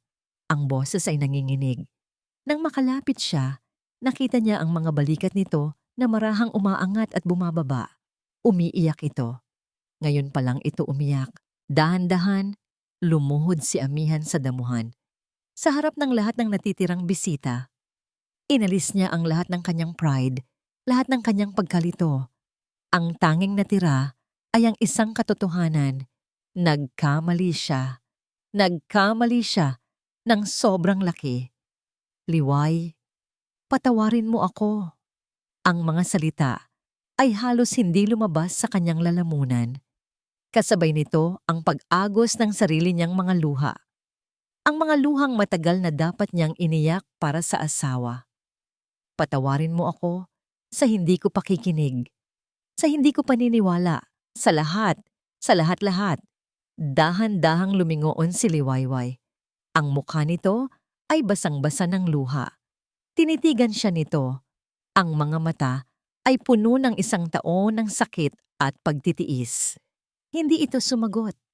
Tumalikod lang itong muli at nagpatuloy sa paglakad. Papalayo sa kanya, papalayo sa gulo, papalayo sa buhay na minsan nilang pinangarap. At naiwan si amihan, nakaluhod sa gitna ng nagibang hardin, sa gitna ng nagibang pamilya, sa gitna ng nagibang pagkatao, pinapanood ang paglayo ng nag-iisang taong totoo sa kanyang buhay. Lumipas ang ilang linggo. Ang eskandalong sumabog sa hardin ng mga Del Rosario ay kumalat sa buong baryo mapayapa na parang apoy. Ang dating respetadong pamilya ay naging sentro ng tsismis at panghuhusga. Ang mansyon sa daang kaluskos ng dahon ay naging isang malungkot na monumento ng pagkawasak. Si Tiyolakan ay naglaho na parang bula. Matapos ang gabing iyon, hindi na ito nagpakita pa. Itinakwil na siya ng buong angkan. Ang kanyang pangalan ay naging isang sumpa. Si Ging Dalisay naman ay nagkulong sa kanyang silid. Ang reynang puno ng pagmamataas ay naging isang bilanggo ng sarili niyang kahihiyan. Hindi na siya lumalabas. Ang dating nag-aalab na mga mata ay napalitan ng kawalan. Tumanda siya ng 10 taon sa loob lamang ng ilang linggo. At si amihan, iniwan niya ang bahay na iyon. Hindi niya kayang manatili sa isang lugar na puno ng kasinungalingan. Umupa siya ng isang maliit na apartment sa bayan, isang lugar na simple at tahimik, kung saan maaari niyang pagnilayan ang lahat. Isang hapon, naglakas loob siyang bisitahin ang kanyang ina sa huling pagkakataon bago siya tuluyang humiwalay. Naabutan niya itong nakaupo sa tabi ng bintana, nakatingin sa labas, ngunit walang tunay na nakikita. Ma! Mahinang tawag ni amihan. Lumingon si Dalisay. Sa kanyang mga mata, wala ng galit o pagmamatigas. Tanging isang malalim na kalungkutan at pagsisisi. Anak, bulong nito. Walang masyadong salitang namagitan sa kanila. Hindi na kailangan. Ang katahimikan ay nagsasabi ng lahat. Hindi ito isang pagbisita para sa pagpapatawad. Marahil ay darating din ang araw na yon, ngunit hindi pa na ngayon. Ito ay isang pagbisita para sa pagsasara. Isang pamamaalam sa nakaraan. Isang pamamaalam sa inang kanyang inakala. At isang pagtanggap sa kung sino talaga ito. Mag-iingat po kayo, sabi na lang ni amihan bago tuluyang umalis. Pagkatapos noon, ang lahat ng kanyang lakas at atensyon ay ibinuhos niya sa iisang bagay, ang mahanap si Liwayway. Ngunit tila naglaho rin ito. Ang ina nito ay umalis na rin sa baryo mapayapa at walang nakakaalam kung saan sila nagpunta. Nagtanong-tanong siya, nagbaka sakali. Ngunit walang nakapagturo sa kanya. Gabi-gabi, binabalikan siya ng kanyang mga pagkakamali. Ang bawat salita ng pagtatakwil, ang bawat pagdududa, at higit sa lahat, ang sampal na yon. Paano niya mapapatawad ang sarili kung ang taong nasaktan niya ay hindi na niya mahinga ng tawad? Ngunit hindi siya sumuko. Isang araw, habang tinitingnan ang mga lumang papeles, nakita niya ang isang lumang address book ni Liwayway. Sa loob nito, nakasulat ang pangalan at address ng isang tiyahin nito na nakatira sa may tabing dagat, sa probinsya ng Batangas. Agad siyang nag-impake. Nagmaneho siya ng ilang oras. Ang puso ay puno ng kaba at pag-asa. Ang lugar ay simple at payapa. Ang hangin ay amoy dagat.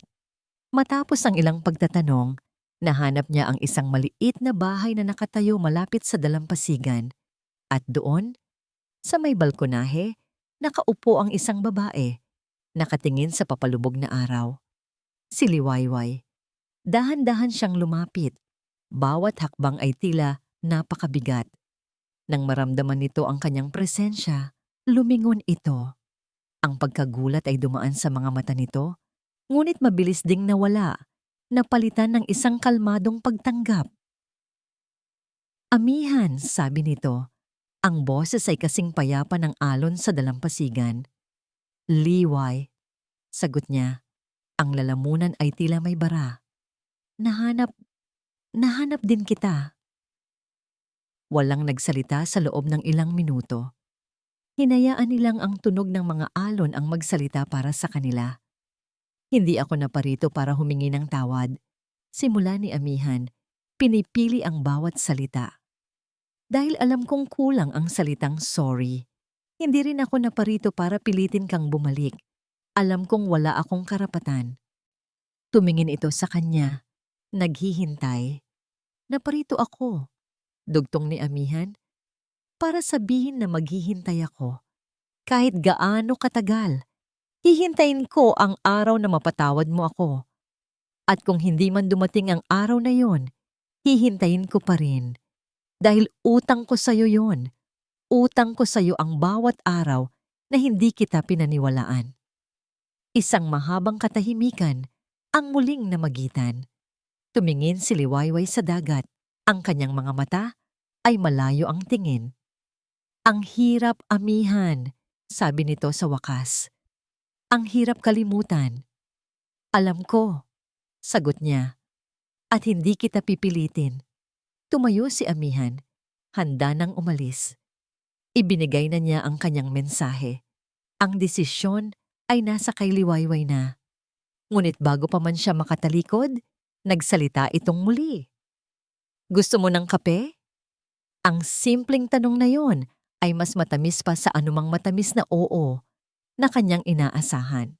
Pumasok sila sa loob. Umupo sila sa maliit na kusina at sa unang pagkakataon, sa loob ng napakatagal na panahon, nag-usap sila. Hindi bilang mag-asawang may problema, kundi bilang dalawang taong nasaktan na sinusubukang unawain ang lahat. Nagkwento si Amihan tungkol sa kanyang ina. Nagkwento si Liwayway tungkol sa kapayapaang nahanap niya sa tabi ng dagat. Walang mga pangako. Walang mga pilit na yakap. Tanging isang tahimik na pag-unawa. Kinabukasan, bago sumikat ang araw, naglakad sila sa dalampasigan. Ang langit ay kulay kahel at rosas. Ang hangin ay malamig. Naglalakad sila nang may kaunting distansya sa pagitan nila. Huminto si Liwayway at tiningnan ang araw na unti-unting sumisikat mula sa abot tanaw.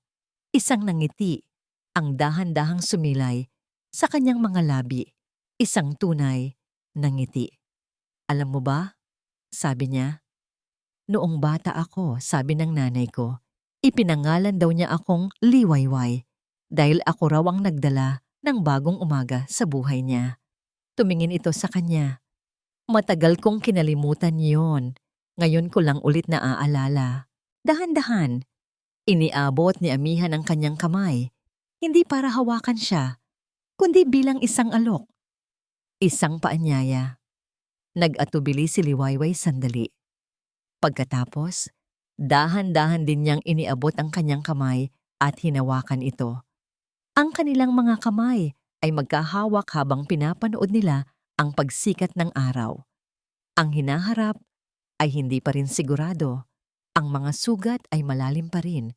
Ngunit sa ilalim ng liwanag ng bagong umaga, sa unang pagkakataon, mayroong pag-asa. Isang bagong Liwayway ang nagsisimula para sa kanilang dalawa. At dito nagtatapos ang ating kwento. Isang paalala na ang katotohanan, gaano man kasakit, ay may kakayahang maghilom. At ang pagpapatawad, lalo na sa sarili, ang unang hakbang patungo sa isang bagong umaga.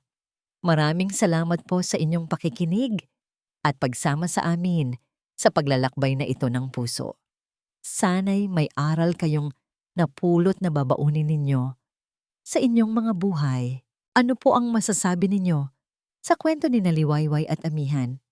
At anong klaseng kwento naman ang gusto ninyong marinig sa susunod? I-comment lamang po sa ibaba. Ang inyong mga saloobin ay napakahalaga sa amin. Hindi dito nagtatapos ang ating paglalakbay. Marami pa pong kwentong kasing ganda at mas puno ng aral dito sa aming channel. Kung nagustuhan nyo ang kwentong ito, i-like, i-share sa pamilya at mga kaibigan, at mag-subscribe na rin para lagi kayong updated sa mga susunod pa naming kwento. I-click nyo ang notification bell para kayo ang unang makarinig kapag may bago kaming upload. Pagpalain po kayo ng Panginoon, kayo at ang inyong buong pamilya. Hanggang sa muli, pusong muling umiibig